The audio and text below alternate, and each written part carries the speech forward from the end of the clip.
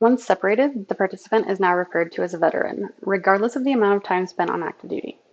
Guidance will be similar to that of your civilian counterparts, but attention to reinforce education on new to them components will be essential. While they can no longer make regular contributions to their TSP, they can continue to maintain the account. This is recommended due to the low fees and simple navigation of the platform. If choosing to move their TSP funds into a rollover account, either an IRA or eligible employer plan, determine if the custodian accepts TSP rollovers, the minimum amount required, and if there are any tax consequences. The TSP account can also be used to roll over qualified funds into the TSP, making it a helpful tool for collecting employer plans along their career journey. The only exception is funds from a Roth IRA account. They can neither directly nor indirectly be rolled over into a TSP. Requiring more education may be the reintroduction of IRAs and employer plans. See the retirement module for more specific information on TSPs, IRAs, and employer plans. Benefits for veterans hide in every nook and cranny. Because we cannot bring to attention everything available, it's good practice for the participant to ask what veteran support or benefits are provided when engaging a new program, organization, or company.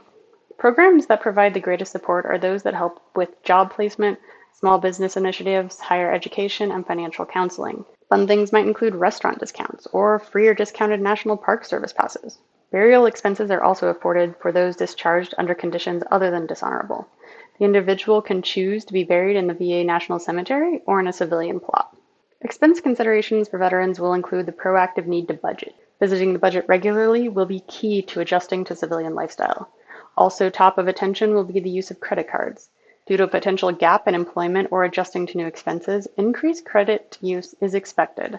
Delinquency becomes more common after the initial break from service, lasting up to 3 years. Again, actively engaging the budget can help potentially reduce this issue. Also of note is that the last paycheck from active duty may come later than expected, as a final audit is completed. While it's supposed to be completed while they're still in active duty, occasionally it is delayed. The final audit is to ensure all final debits have been appropriately made or benefits paid. Planning for this pay to be late is the proactive way of reducing the potential negative impact from its delay.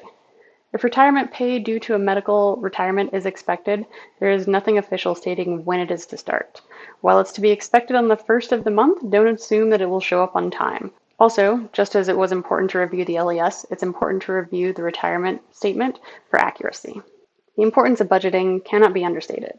The budget is a living document for all, but for those recently separated, it will need to be cared for and revisited frequently. The civilian career may have irregular income, either in an hourly or seasonal aspect, something that the participant may not be familiar with.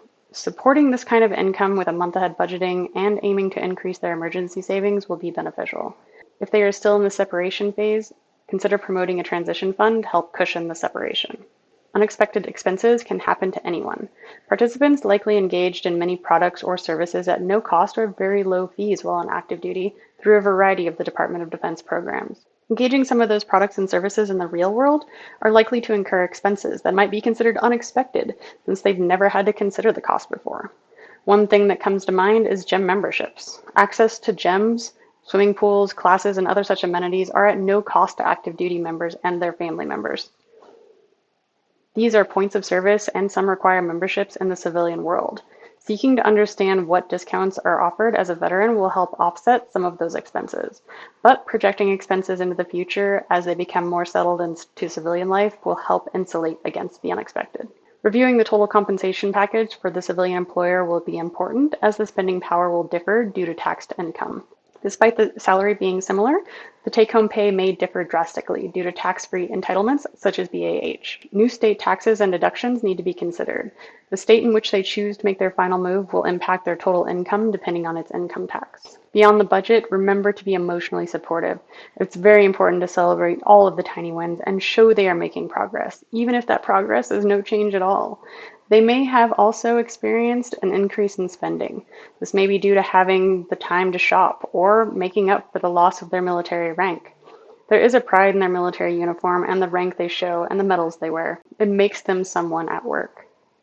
Now that they are no longer showing up in this uniform, they might attempt to show their value or worth to others with civilian clothing or other purchases like showy cars and expensive items. Of note, they are afforded free mental health care services from Military OneSource up to 1 year after their separation. Taking advantage of these services, even if they don't feel a concern, can be helpful in their transition.